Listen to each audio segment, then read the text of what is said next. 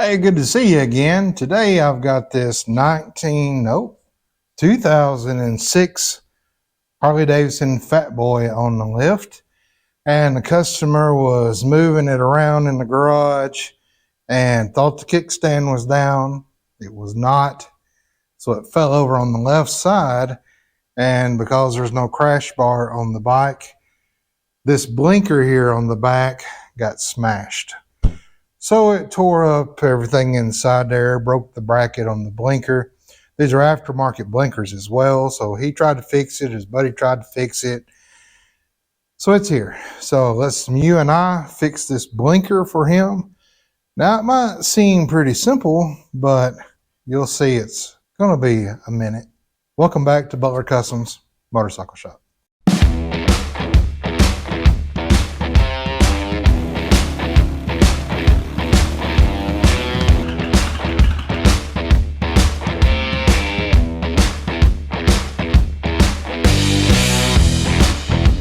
All right, so here's the back blinker. They bought a new one, new bracket, new lighting and all, and put it on, but there's nothing inside. There's not even the connector for the lights, and this was what I got in a box that come along with it.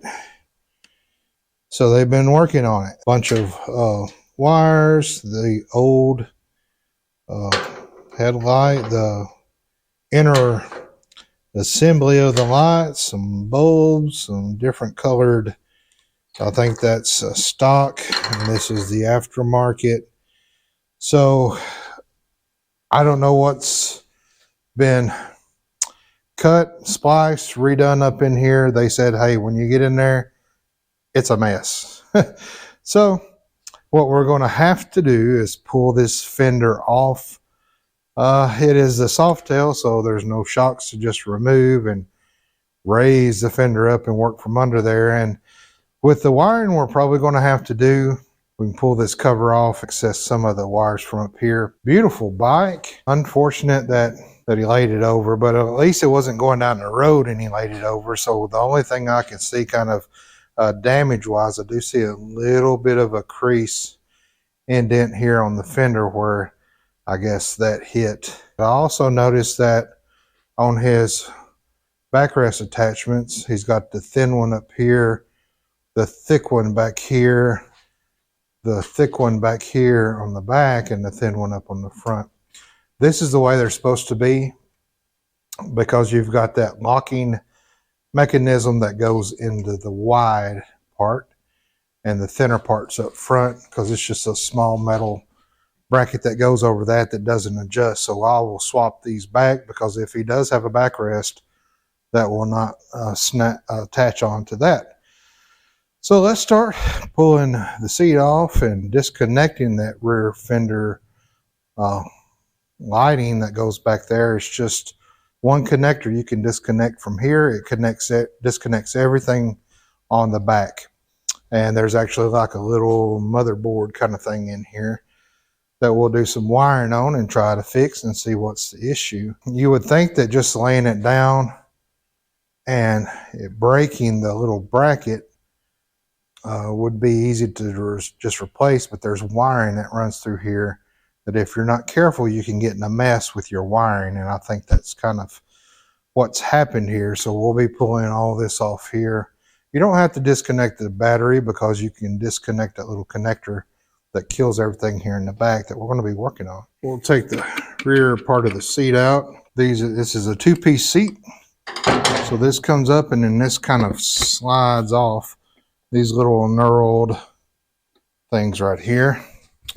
So pretty nice, pretty easy to get off. Then these can just twist off. And then we can just pull the seat up and out. Those back on. If you've got these little plastic tabs. Now on the back here, this is aftermarket turn lights. So it does have this adapter kit here, but I'm just going to unplug it from this right here. This now has disconnected all this rear fender. Now we will have to take this ECM off here, just 4 probably 10mm bolts here, and this comes off of this bracket.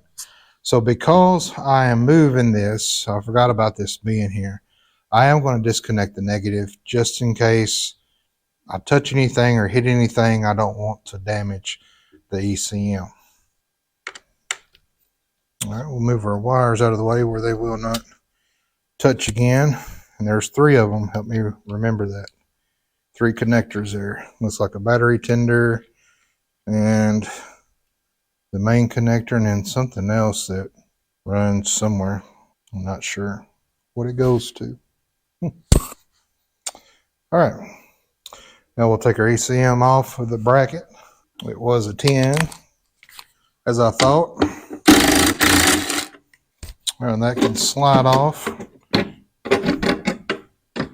here. And then we'll just lay this over kind of out of the side. Be careful of that. You sure don't want to replace one of those things. No, sir. Oh, the newer Harleys. They're getting more like newer. I say newer. This is almost 20 years old now. Now, you could go ahead and just take this whole bracket off, but it's easier just to take the ECM off and kind of move it to the side. Don't disconnect it. You don't have to do all that. Now, all that's left for this fender is we have this chrome cover here that we'll go ahead and take off as well. You do have this attachment that goes through. You have this attachment that goes through. You have this that goes through. And then these 2 for your chrome piece to come off. So we'll just start from here and work our way back. All right, these are T45s. And I like to kind of break these free by hand before I put a gun on them so I don't damage up the teeth on the heads or my tool as well. And then 7/32 on these 2 backrest brackets. Holy. All right, that feels extremely too tight. Somebody wrench these things on. Golly. Yellow thread lock. I'm just trying to get my tool out. Oh, good grief. I'm not sure why you would put such a strong Loctite on these. I hope the other side's not like that. They felt like they were about to strip out, I'll tell you. Not good for the heads on those Allen bolts at all. And again, yellow Loctite, which I think is the never come off Loctite. Now that we got these broke loose, we can just zip them off of there. When you take this, and this off, that will free the fender. However, I just like to get this kind of piece off here and out of the way because your blinker wires are ran through the fender and through these chrome pieces as well. So they're going to have to kind of come off with everything. Yeah, okay. They took this side off but didn't take the other side off. We'll blue Loctite these back. We will not yellow, never come off Loctite them back. Now we'll just break these free. They've already been off before, I can tell. And we'll zip them out. We'll hold off on this one because this is the only thing holding that fender up. This one off. That one off. And I'm going to try to hold fender and all. Get that backed out. Take that off. Kind of get this out of the way. And there's no wire running through there where they cut it. So I'll set this somewhere safe. The fender's been disconnected electronically. And now you've got these kind of bolts. Well, they're kind of nuts, but they're long nuts that I'll put on there and you just kind of push out to get them out of the rear here. There we go. These right here. So these go up behind it. These screw into it. So these will actually come out of the fender. And then that's what you screw into. So it makes it easier to put the fender on. But you got to be careful that you don't scratch your paint up right here. He just so happened to have this sticking in the back of his seat. And now I know why. It's supposed to warm up and be a beautiful day today. I already hear the kids out playing, so that's good. This one's come out. Well, let me just bear hug it. Get our bolt out. Here we go. all this comes off. And just like that, that whole rear is removed. And would be easy to change the tire, wouldn't it? All right, let's go over to the table where I've got the fender laying upside down and start looking at that and trying to see what the issue is. We'll take this out. Here's our little kind of computer board here. So you've really got just these wires here, this main harness here that runs in to this board. You got your blinker light that runs back to this one. And then in here should connect, right here should connect the blinker light that runs to the other one. I don't think by dropping the bike it would have done anything to this computer board. So I'm guessing the computer board is working correctly. So let's work on this wiring here for this. And I was looking at the little terminals in there to make sure they weren't bent, or somebody just trying to plug it in backwards or something, but they look good. So let's grab the terminal. We'll try to wire everything and hook it in. We won't run the wires actually down through here yet until we know everything's working. I'll go ahead and get the lights, the wires ran through, and then we can just unplug it and run it back through. Now I have a spare computer board with all the connectors as well, and I actually even have another unit as well for that. From my spare parts here, this right here is a whole lot better. It leaves me with a whole lot more wire than this, where the wires are all stripped off. They could have depinned this, and that would have been a whole lot, better to work with. But now at least we have this. Let's see how that plugs in fine and great. And now for our other end, we have this. We're just going to connect together for now, and this.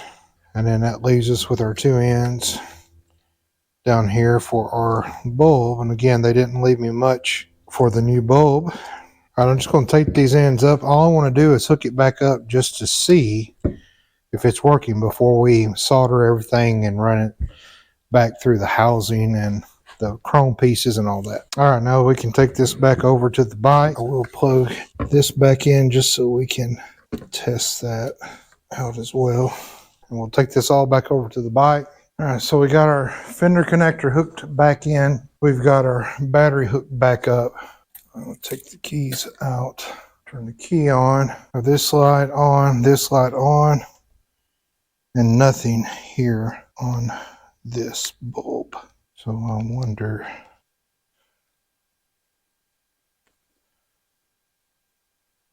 Okay, our blinkers are now working. However, the running light is the only thing that will not stay on. Now I do have an extra one of these adapters. We'll see if that might be the issue. No, that's not the issue. So signal is going in on turns. So the day running light for that turn is not staying on. We'll put back the adapter that come on that bike and leave it unhooked for now as we fiddle with the bulb. So my guessing is that it's now an issue with the bulb, not necessarily with the circuit board, but I've got an extra circuit board so we can check that real quick. All right, so I got another circuit board here. I've got the power undone from up there. So let me take this out. We'll send power to the circuit board here. We'll take this out, send power to the circuit board here. And just for funsies, we'll take this one out as well. Send power to that. And also we can do the brake light as well.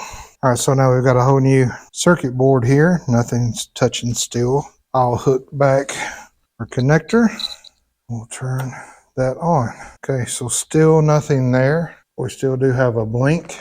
Okay, so the problem's not in the circuit board, not in the wiring. We'll get our multimeter out.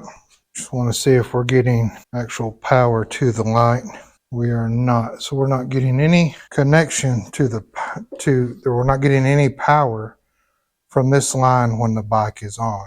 I have a different bulb here that is used, but I know it to be good. Nothing, but it does blink. Isn't that odd? Well, that's a head scratcher for sure, because when I turn the power on, I'm getting power out. all the way to here. It's going right down in here because when I turn the blinker on, it works. So I know things are connected properly. It's just not on when you turn the key on, but you have power here when you turn the key on. That's baffling. Okay, so what I decided to do was to undo the left side, plug in the right side. So I got the left side plugged into the right side. Now let's see if that makes a difference. Now I was getting 6 volts out of here, but maybe it's not enough to run the bulb. All right, there we go. And blinker and running lights. And I'm getting power, but not enough power, I don't believe. Let me hook my ground on my multimeter back up. Let's see how much power we're actually getting out of this here. 6 volts. And then on this side, the power, I'm getting 9 volts. So a big difference in these two. So the issue is not in the bulb, not in this wiring, not in this motherboard. Let's just check the fuse just for funsies and see if that's an actual issue with this. So our fuse pack is right here. Now, if it does turn out to be a fuse, that's great news. We had to pull the Fender anyway to run the wires and all, so we're really at not a loss here time-wise. That fuse looks good. Of course, we'll probe them all. It's always a good idea to probe your fuses. Just don't look at them. Fuse can look good and not be good. So that's good. All of our fuses are good. Now we could get rid of this adapter here that makes the lights run, the turning lights run on running lights. Stock Harley, your turning lights only are turning lights, and you have your brake light as your running light. You can buy adapters, new blinkers, and plug in this pigtail, and then that causes the turning lights to run during the day running lights. And then when you turn your blinker on, they'll blink as well. So that's what this pigtail's for. So if we bypass this pigtail, we wouldn't have the function of what we're trying to do. We would have turning lights, which it does have, but no running lights. That's our issue. So that wouldn't fix the issue anyway. And for this bike to just lay over, you don't think that it would be anything up here. But if something shorted out, it could be. However, I do have another connector, a pigtail that we used, and I know was good, and it doesn't work either. So we're getting power back there, just not enough. So I'm wondering then, I'm going to pull the schematics up and see what power should be coming out of here. And I'll actually look at the Fender routing and see what kind of power should be coming to that side. Now, I'll tell you what we could do. I got an idea. How about we hook this spare harness in? We hook our spare board in. We hook our lights up. That'll tell us if the problem is in this harness that runs up under the fender. Maybe that light's been out for a while and he didn't even know it. And he just thought that since he laid it over that it stopped working. Might not be the case. Should be enough to get this on. Nothing. So if I hook it into the right side, will that make a difference? Huh. Remember, this is the spare board, the spare harness as well. So the trouble then has to be in this pigtail. So let's take it out. Let's put the spare one in. So now we've got the spare pigtail, the spare harness, the spare board in. Cross your fingers. Hold your breath. Nothing. So then our issue goes back even further, guys. Now let's probe these wires. I'm looking for that 6-volt wire because that's the one that should be at least 9 and up. More than that, probably. Let's try to find what that wire is. Make sure I got a good connection. 12.6. Let's just start probing. 12, 12, 12, 12. We pull the schematics up, sit down and do some thinking and some jawing. All right, so I pondered on it overnight and thought about what's going on. Here's what I've discovered. There's nothing wrong with the bulb. There's nothing wrong with the wiring. There's nothing wrong with this motherboard. There's nothing wrong with the harness coming up. There's nothing wrong with the pigtail. The problem I'm getting is coming and must be coming from the turn signal module. Now that also controls your security system on these bikes as well. They're super expensive. What I'm getting is at the blinker wire, I'm getting a low 6 volts. When you hit the blinker, it gets the full 12. This side over here gets a 9 volt. You hit the blinker, you get the full 12. So it's enough for this to work. But for some reason, the turn signal module is not sending enough volts for this day running light. Now, let me explain how these operate, because I don't think I did a good job explaining it at the beginning. A stock format on they're not running lights.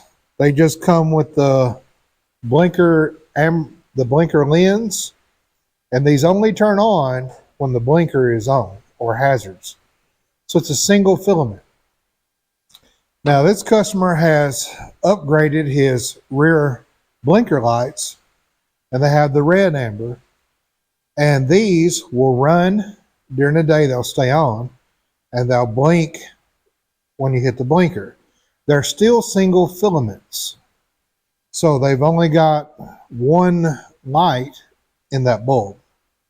So I know a lot of y'all might be saying, it's the bulb, it's a single filament. Well, that's how they're designed. That's why you have the pigtail. Inside that pigtail, it runs power to these lights all the time when the key's on. And then when you hit the blinker, they flash on and off. That's the reason you add that pigtail connector. So I'm like, the guy's probably not going to want to replace his turn signal module, and they're super expensive. So I thought all night, well, how is a way that I can get this to stay on and blink as well when he hits the blinker? So I came up with this idea. Let me get you in here and I'll show you what I did. So here's what I did. I went to the parts store and I got a double filament universal socket. I got a double filament bulb. So instead of 2 wires running back to my left blinker, I've got 3 wires now. I've got the ground, I've got the blinker. So I just connected the ground to the side with a soldering and some flux. And then I've got 2 wires coming off the socket. One's for the constant run, is 1 filament, and the other filament is a brighter blinker. Now on these motherboards back here, you've got the main harness coming in. You have the right turn blinker connector. You have the left turn blinker connector. And you also have 2 more sockets that are on the touring bikes. This one here is for your Fender light that's down here. So it's not being used, and I had a socket, an extra connector. So I connected the hot from that Fender light to the filament that runs during the day. So when the key is on, this Fender light runs. When you hit the blinker, the other filament blinks brighter. So watch this bulb here. When I turn the key on, it should stay on. And then when I hit the blinker, it should blink. All right, that's the day running light there. And the other side is working as well. And then when I hit the blinker, it blinks brighter. Test the other side as well. Okay, everything's running fine. So that was my workaround to get this to work. I'll do all my soldering and put everything back together. Run the wires where they should, loom them, run them where they should be. When a bulb goes out though, the customer's got to remember this is a double filament. This is still a single filament over here. That's the only caveat of this whole thing, is that you got 2 different blinker wires. Now I could run a wire from here, do a double filament in here, then he's got double filament bulbs on both. But I didn't want to mess with that side and do all that work, because I had to take the housing and cut out and then epoxy the socket to this housing to get everything to fit right. There's not a lot of room for these aftermarket wires because they actually run through this bracket instead of going in a hole back here like the stock ones. So I don't have a lot of room. Just running 3 small wires through there was kind of a tight fit. So I'm going to have to cut these off short, put my connectors on here, which are the good soldering connectors, and shrink wrap all together. These work great. I wish they made them a little bit shorter for short things like this, but I highly suggest picking up some of these on Amazon. I'll put a link down there on Amazon for you. I'll also put a link to this socket and the bulb on Amazon if you want that. So all that's left to do now is just solder everything, loom everything, make sure that the wiring is back up in the hook, shorten the wires so that it's all run nice and factory. Now this down here is for my brake light. I'll just plug that in and put the housing back on. All right, now we've got everything back together. We've got our lines ran, everything's soldered, everything's tucked up in there nice and neat.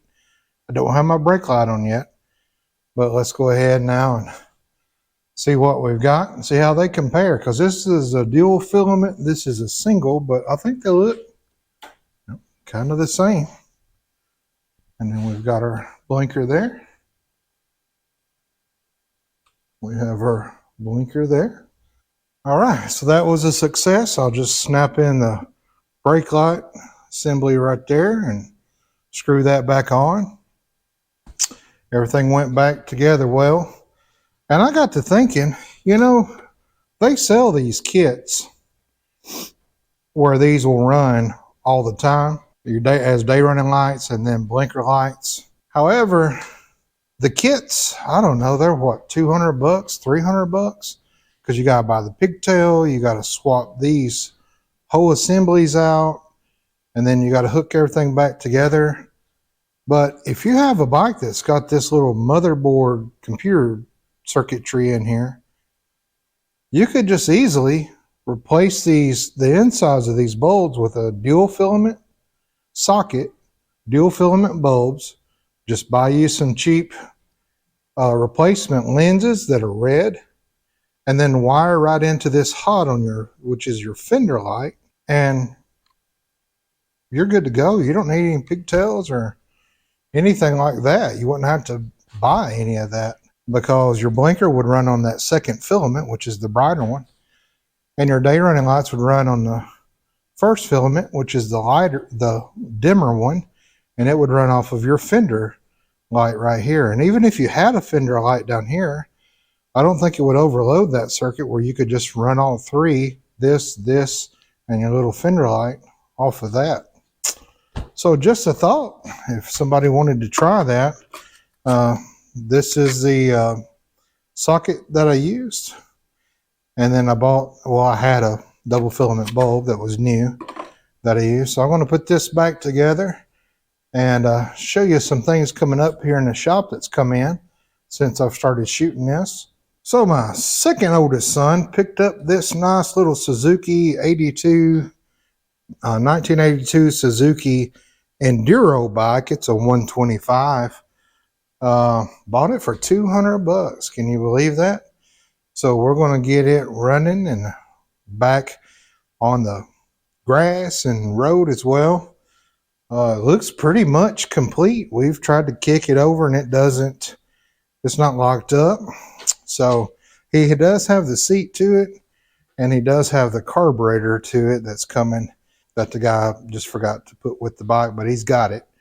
So we'll be putting that on, getting this running. Not sure when it's ran last. There's no tag on the back, but it's been a while. Also have this Softail coming up. It's going to need some Gorilla anchors on the bars. It's going to need some new handlebar bushings, triple tree bushings. It's going to got a gas leak over on that tank. We're going to look at why that cap's leaking. Might have to replace those caps and a couple of other things as well. And all my son's stuff for his bike has come in, and so we'll be putting this on the lift. And once I can get him off work and working with me because he wanted to be a kind of a part of that. And it's getting riding season here in Tennessee. I think our first ride's this coming up Saturday. So I'm going to get Lucy on the lift and just go over here. I've already taken her out once this year. But I got to put my bags back on. I'm going to try to clean those bags up a little bit and getting that ready to go. I think besides that, oh yeah, I've got this as well. This is a Honda, I think 1100, I believe. So the customer had it at a place and they tried to do some carb work, but things just didn't work out. And so it's up here now and he wants it road ready. So we got a couple boxes of parts. We'll get this back on the road. I'm excited to hear this thing run. This sound like a beast big. I think it's an 1100. That's going to be a fun project for us as well. And don't forget this chopper build we got coming up. We'll be throwing the motor and trans in it, and wheels and forks and tins and all that on. That we'll be building that as well. Well, that's going to do it for this episode. Thank you so much. Video. Thank you so much for hanging out with me in the shop today, and tell your mom and them I said hi.